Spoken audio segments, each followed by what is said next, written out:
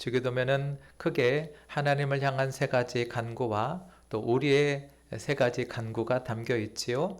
하나님의 간구, 하나님께서 아버지 하나님이 이름이 거룩히 여김을 받으시옵소서. 아버지의 나라가 임하여 주옵소서. 아버지의 뜻이 땅에서도 이루어 주옵소서 라고 하는 세 가지 간구와 또 우리를 위한 간구 무엇입니까? 일용할 양식을 주옵소서. 또 하나 죄 지은 자를 사해 주시옵소서. 그리고 오늘 우리의 기도 시험에 들게 하지 마옵시고 다만 악에서 구하옵소서라는 것이 오늘의 본문의 말씀입니다. 한번 우리 고백할까요? 우리를 시험에 들게 하지 마시옵고 다만 악에서 구하시옵소서. 앞에 5가지는 우리가 하나님 앞에 간구하고 요구하는 것이라면 오늘 이 5번째, 이 6번째 이 간구는 하지 말아달라는, 막아달라는 그런 부정적 단언이죠. 여러분에게 주어진 인생을 달려가다가도 우리가 예상치 못한 것들을, 예상치 못한 어려움과 시험들을 만나게 되지요.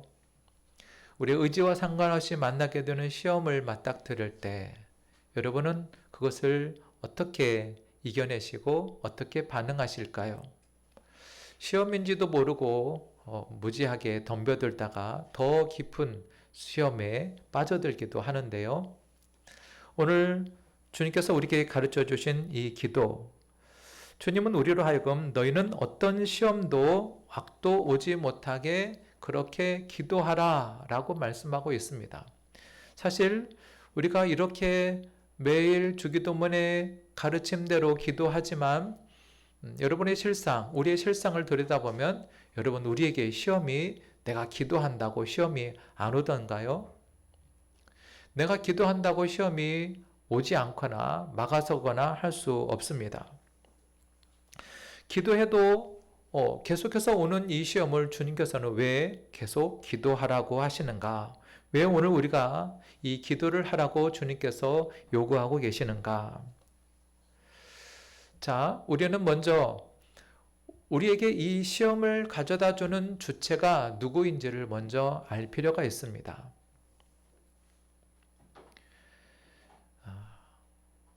우리 어린이들이 앞자리에 예쁘게 앉아있는 모습이 너무 감사하고 축복합니다. 목사님하고 눈을 마주쳐주면 더 이쁠 텐데, 네, 그렇게 할 수 있을까요? 목사님하고 눈을 좀 마주쳐주세요. 하나님의 말씀을 듣는 시간이니까. 네, 우리가 이 기도를 할 때 우리에게 시험을 주시는 주체가 누구인가를 생각해 보면 여러분 하나님의 말씀에 야고보서 1장에 보면 사람이 시험을 받을 때에 내가 하나님께 시험을 받는다 하지 말지니 하나님은 악에게 시험을 받지도 아니하시고 친히 아무도 시험하지 아니하시느니라. 자, 그러면 하나님은 우리를 시험하지 않으신다. 그런데 또 성경 말씀에 창세기에 보면은 우리가 잘 아는 건대로 여러분 하나님께서 아브라함을 시험하시는 장면이 나오지 않습니까? 그 아들을 하나님께 바치라고 그 아들을 모리아산에 가서 바치라라고 하시면서 하나님이 아브라함을 시험하시려고 그를 부르시되 아브라함아 하시니 그랬습니다.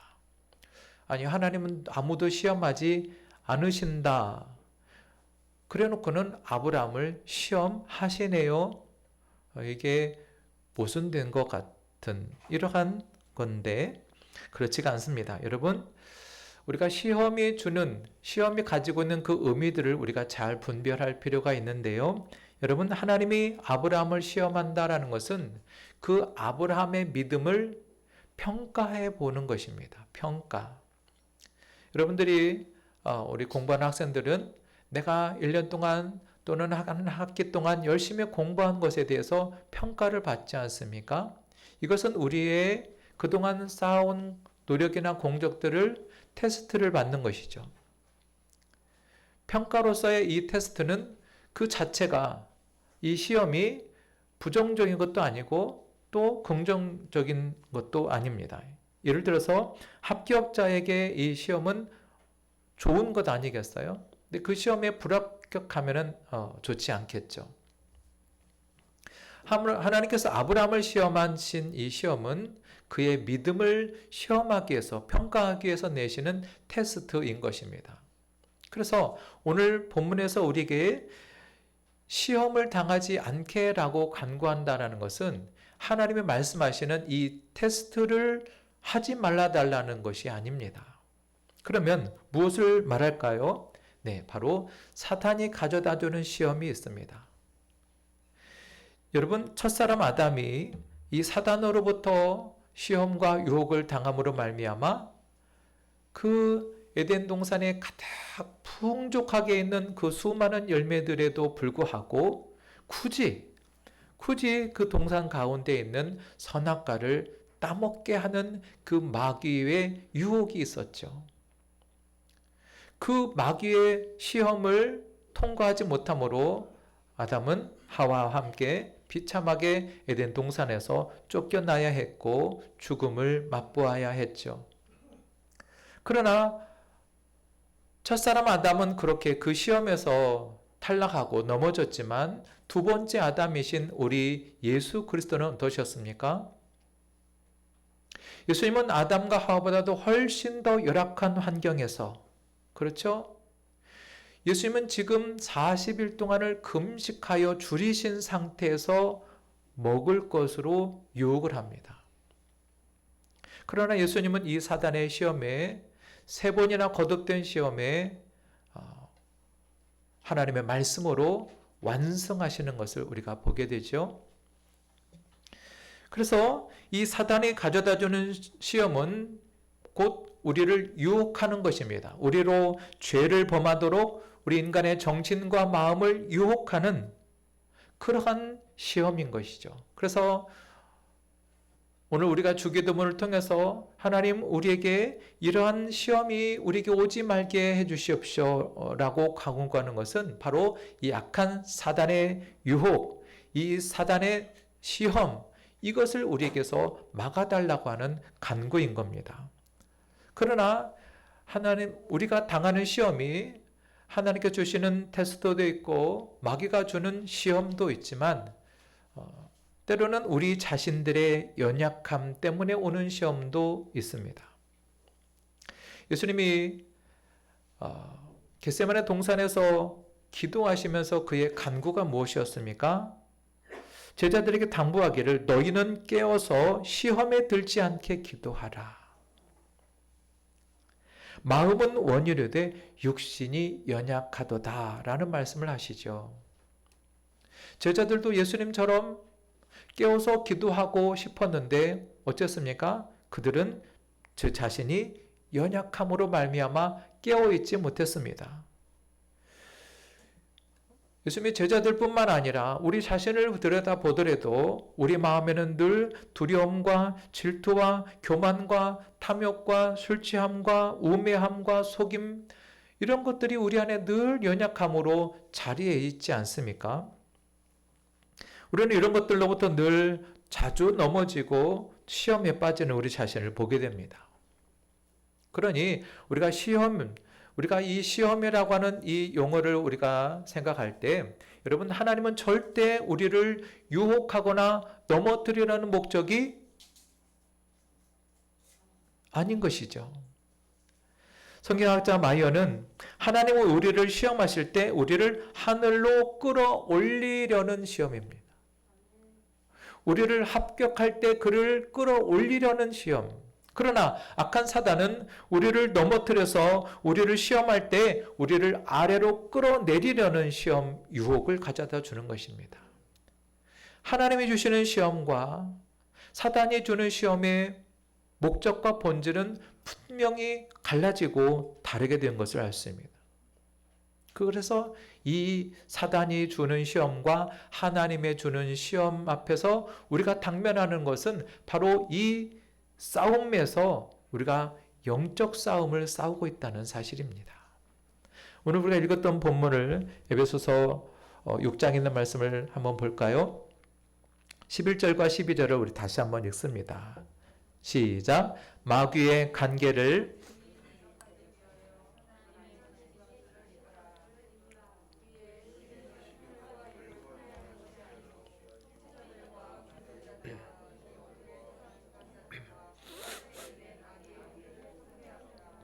아멘. 여러분, 우리에게 시험을 주는 대상, 하나님은 우리를 일으켜 세우셔서 우리를 높이 하늘로 올리시기 위한 테스트의 시험을 주신다면, 악한 사단 마귀는 우리를 끌어내리고 죽이고 넘어뜨리려는 시험이 유혹입니다. 바로 그래서 이 영적인 전쟁, 하나님은 우리를 끌어올리시기를 기뻐하시고 악한 마귀는 우리를 끌어내려 죽이는 것이 목적인데, 이 하나님과 사단과의 영적 싸움 속에서 우리가 늘 놓여져 있다라고 하는, 그래서 우리의 싸움이 영적 싸움이며 악의 영들을 상대하는 싸움이라고 하는 것을 오늘 저와 여러분들이 잊지 않기를 원합니다. 한번 따라할까요? 나의 싸움은 영적 싸움이다. 네, 이 어두움의 세상 주관자들, 이 악한 사단 마귀와의 싸움 속에서 우리가 이 악한 어둠의 영적 권세들을 우리가 모르면 당하는 거죠. 모르면 속는 것입니다. 그래서 하이델베르크 제127문에서는 이 죽음에 관한, 이 6번째 청원에 관한 분명한 해답을 제시해주고 있습니다. 우리는 너무 연약해서 스스로의 힘으로 한순간도 서 있을 수 없습니다. 우리의 원수, 곧 마귀와 세상과 우리 자신의 육체가 끊임없이 우리를 공격하기 때문입니다. 그렇기 때문에 당신께서 성령의 능력으로 우리를 유지시키고 강하게 하사 이 영적 전쟁에서 우리가 최종적으로 완전한 승리를 얻기까지 패배당하지 않게 하여 주옵소서라고 기도하라고 요구하고 있는 거죠. 여러분, 우리 악한 사단을 대적하고 또 이기려면 우리 안에 강력한 무기가 있어야 되지 않겠습니까?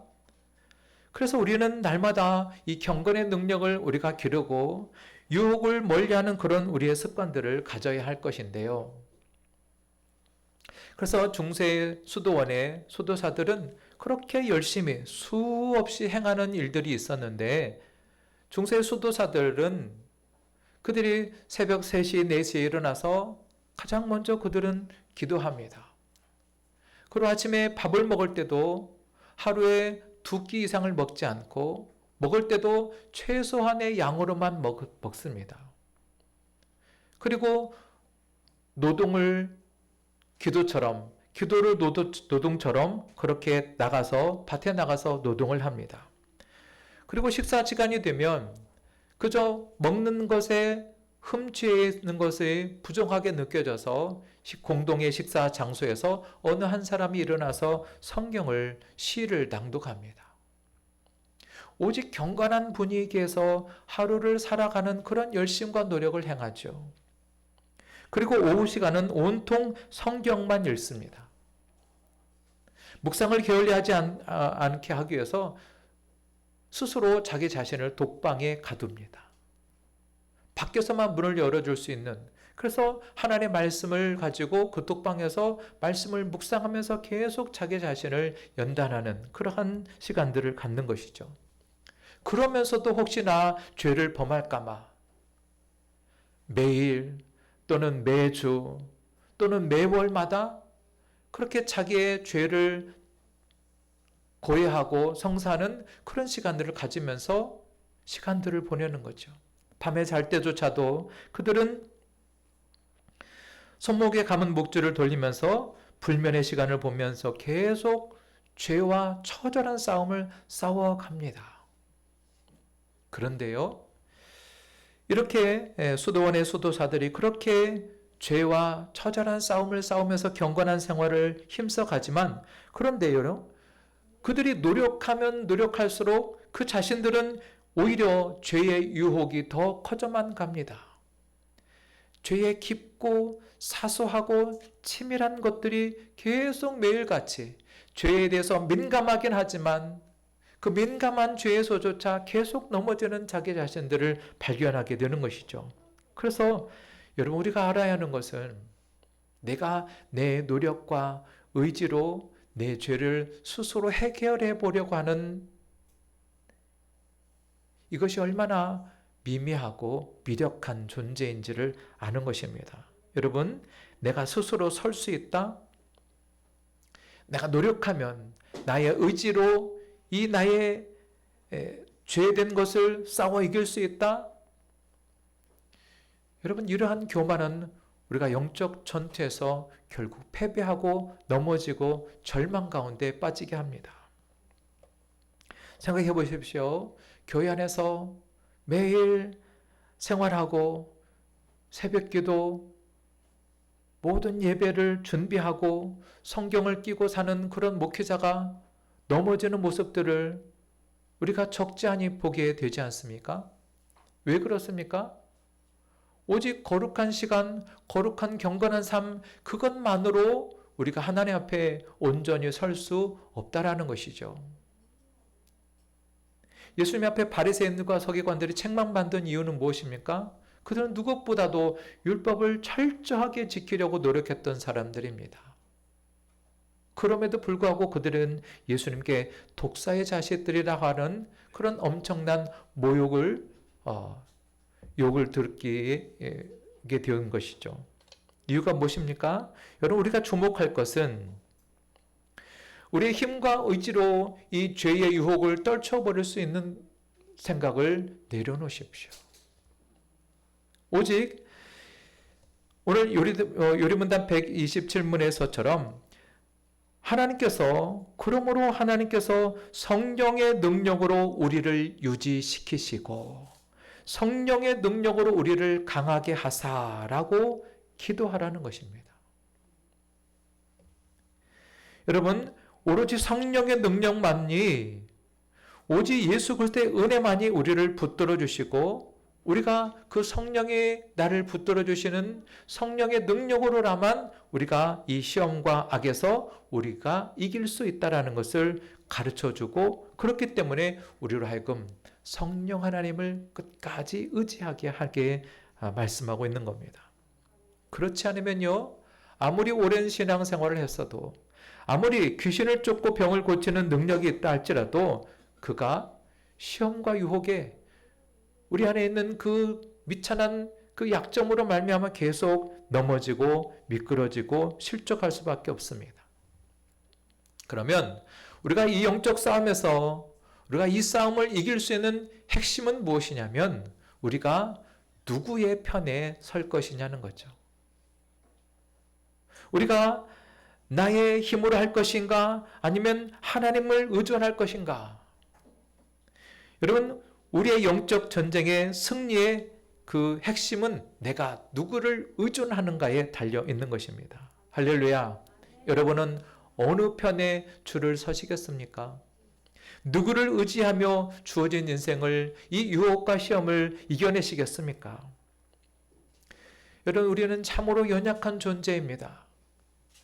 참으로 연약한 우리가 이 약한 세상을 우리가 싸워 영적 전투를 하고 있을 때 우리 하나님은 가만히 쳐다만 보고 계실까요? 아니지요. 여러분, 참으로 놀라운 소식이 뭐냐면 하나님이 우리가 싸우는 이 영적 전투에 선봉에 서서, 그리고 이 최종 싸움에서 하나님은 이미 승리하셨다는 사실입니다. 할렐루야. 하나님께서 이 모든 영적 싸움에서 이미 승리를 선언하셨고, 그리고 그 승리를 우리에게 약속하고 계시니 우리가 할 일은 우리가 승리자이신 그 예수 그리스도 앞에 줄을 서는 일입니다. 우리가 누구를 의지할 것인가? 우리가 이 죄와의 전쟁을 어떻게 승리할 것인가? 우리 앞에 당면한 이 시험과의 영적 싸움에서 승리할 수 있는 전략은, 승리할 수 있는 방식은 오직 하나님의 편에 서는 것. 그래서 예수 그리스도를 나의 대장으로 모시고 그 성령 하나님을 끝까지 의지하며 살아가는 것, 이것이 우리가 무조건 이기는 전쟁이요 영적 싸움의 승리의 비결인 줄을 믿습니다. 오늘 우리가 이 세속의 유혹과 시험이 오늘날에도 계속 이 교회와 우리 각자에게 시험이 거대한 쓰나미처럼 몰려오고 있는 것이 사실이죠. 우리 각자의 먹고 사는 문제로 얼마나 분주하고, 우리가 잘 되던 사업이 갑자기 망할 때도 있고, 건강하던 육체가 갑자기 쓰러지는 그런 모습도 우리가 맞닥뜨릴 때가 있습니다. 뜻하지 않는 문제나 고난들이 첩첩히 우리에게 당면하게 될 때, 그럼에도 불구하고 성도들이 몸부림치면서 내 신앙을 지키며 하나님의 영광을 위하여 살고자 하는 그런 몸부림을 가지고 살려 하는데도, 그럼에도 불구하고 매일 순간순간 실수하고 실패하고 넘어지는 우리 자신을 보지 않습니까? 그런 일로 말미암아 내 의지로 말씀대로 살아보려고 하는데도 자꾸 넘어지는 그러한 모습을 발견할 때마다 얼마나 수치스럽고 열등감에서 좌절하고 낙심하지 않습니까? 그럴 때는 사단이 얼마나 커 보이는지, 그럴 때는 악한 사단이 우리가 맞닥뜨리는 이 세상이 도저히 이길 수 없는 것 같은 그런 싸움을 하고 있는 것 같은 상황들이 얼마나 많이 우리가 접하지 않습니까? 우리가 세상과 또 우리 자신의 나약함 때문에 오히려 적당히 타협하면서 이제는 그 사단의 이 거대한 세상과 맞서 싸울 용기조차 가지지 아니하고 적당히 타협하면서 신앙생활하는 사람들도 적지 않고, 오히려 거기에서 넘어져서 미끄러진 자들도 적지 않습니다. 여러분, 속지 마십시오. 낙심하지 마십시오. 하나님은 우리에게 이미 이 전쟁을 승리를 선언하셨습니다. 우리를 향한 거대한 힘과 능력을 가지고 다가오는 것 같지만, 그들이 가지고 있는 것은 매우 제한적이고 우리의 생명을 행할 수 없는 권세를 가지고 다가오기 때문에 절대 우리가 두려워할 필요가 없습니다. 주님께서 이미 이 전쟁을 승리하셨고, 우리가 볼 때 사방이 다 막혀 있는 것 같은 상황이지만 우리는 우리를 구원하시는 우리의 승리자이신 주님을 바라볼 수 있는 그 눈이 우리에게 열려 있다면, 우리가 나를 향해서 사랑의 눈으로 나를 지켜보고 계시고 나의 보호자 되신 그 주님을 바라볼 수 있는 눈이 있다면, 여러분, 우리는 절대 낙심할 필요가 없습니다. 시험과 영적 전쟁에 승리하는 비결은 줄을 잘 서는 거라 그랬어요. 대장을, 주인을 바꾸는 일입니다. 자신의 연약함을 직시하고 나는 이런 존재밖에 안 되는구나. 그래서 물질이나 사람이나 이런 것들을 의지해서는 안 되고 오직 하나님의 은혜 아니면 내가 1분 1초도 살 수 없는 존재구나 라는 것을 깨닫는 일이죠. 성령의 도우심이 아니면 우리는 넘어질 수밖에 없는 존재구나 라는 것을 깨닫는 것입니다. 그렇기 때문에 우리 주님은 우리에게 기도하라고 말씀하고 있어요. 하나님, 나를 불쌍히 여겨주십시오. 나로 하여금 시험에 들지 말고 악에서 나를 구원해 주십시오. 성령의 능력으로 나를 강하게 해 주십시오 라고 계속 구하고 기도하게 하는 것입니다. 그러나 여러분, 이 기도는 나의 기도가 아니라 주님께서 우리의 기도로 주셨다라고 하는 것을 또한 기억해야 합니다. 이 싸움은 나 혼자 싸우는 싸움이 아니라 우리에게 주시고 우리의 싸움이요, 우리 교회와 악한 교회를 무너뜨리려고 하는 이 악한 세상과 사단의 싸움인 것을 우리가 기억해야 하는 것이죠. 사탄은 지금도 여전히 교회를 무너뜨리려고 많은 시험과 유혹을 가지고 다가오지만, 그래서 사탄은 죽은 신자들은 안 건드려요. 왜? 이미 자기 종이니까.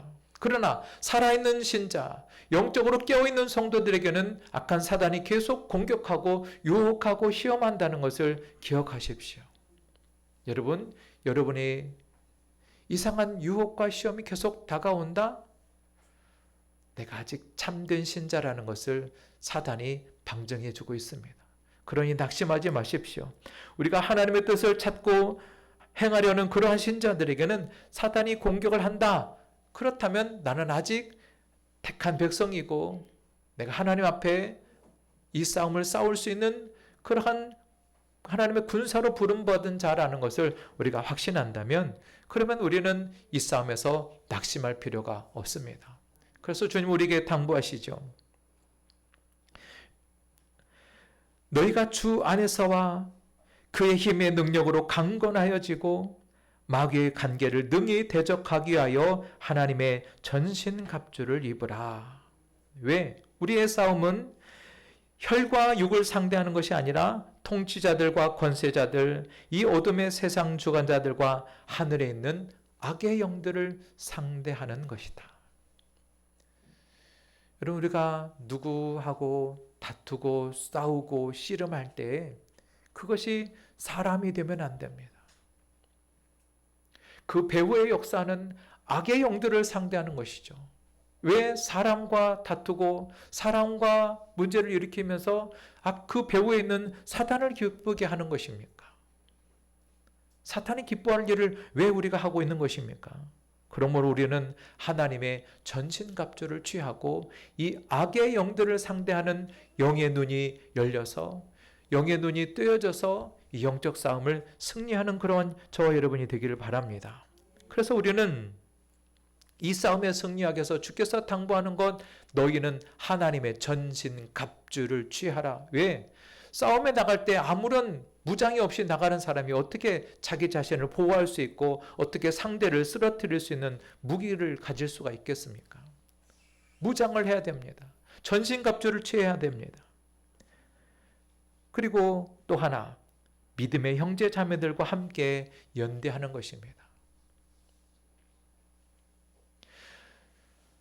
악한 사단 마귀가 수많은 군대를 위해서 싸우러 올 때 나 혼자 나가서 싸운다고요? 물론 예수 그리스도 이름으로 나가 가능하지요.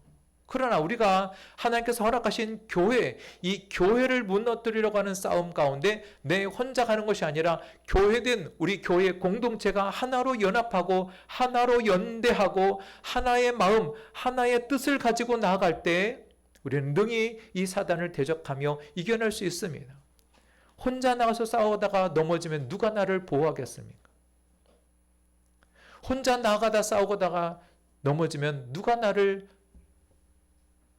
일으켜 세우겠습니까?